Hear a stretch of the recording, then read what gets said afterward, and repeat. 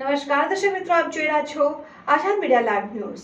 જિલ્લા કલેક્ટર શ્રીની ચોમાસા પહેલા ડિઝાસ્ટર મેનેજમેન્ટના ભાગરૂપે વેરાવળ શહેરમાં પાણી ભરાતા સ્થળોની રૂબરૂ મુલાકાત। દેવકાન નદી, કોદરશા તળાવ સહિત પાણી ભરાતા વિસ્તારોમાંથી ઝાડી ઝાકરા દૂર કરી પાણીના વહેણ ચોખ્ખા કરવાની કામગીરીની શરૂઆત। જિલ્લા કલેક્ટરશ્રીએ પાણી ભરાતા વિસ્તારોમાં જઈને લોક સમસ્યાઓ સાંભળીને તેના નિરાકરણની દિશામાં તંત્ર દ્વારા કામગીરી કરવાની હૈયાધારણા આપી।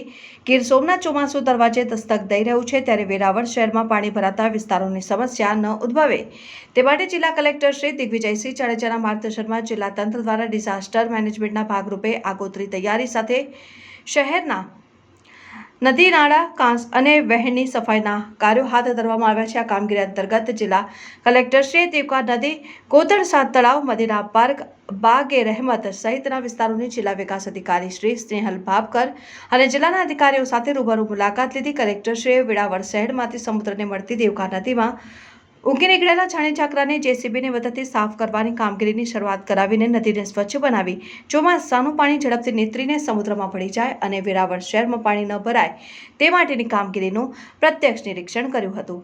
તેમણે મદીના પાર્ક અને બાગ-એ-રહેમત વિસ્તારમાં નાગરિકોની ચોમાસામાં પાણી ભરાવાની સમસ્યા અને રેલવે ઓવરબ્રિજ બનાવવાના કારણે આવાગમન માટે ટ્રાફિકની સમસ્યાની રજૂઆત સાંભળી હતી, જેનો સાનુકૂળ પ્રતિભાવ આપતા કલેક્ટરશ્રીએ રેલવે તંત્ર સાથે સંકલનમાં રહીને વૈકલ્પિક માર્ગ આપવા તથા પાણી ભરાવાની સમસ્યાનું સત્વરે નિરાકરણ આવે તે માટે ગટરની સફાઈ, કચરાની સફાઈ ઝડપથી થાય તે માટેની સૂચના ઉપસ્થિત અધિકારીઓને આપી હતી।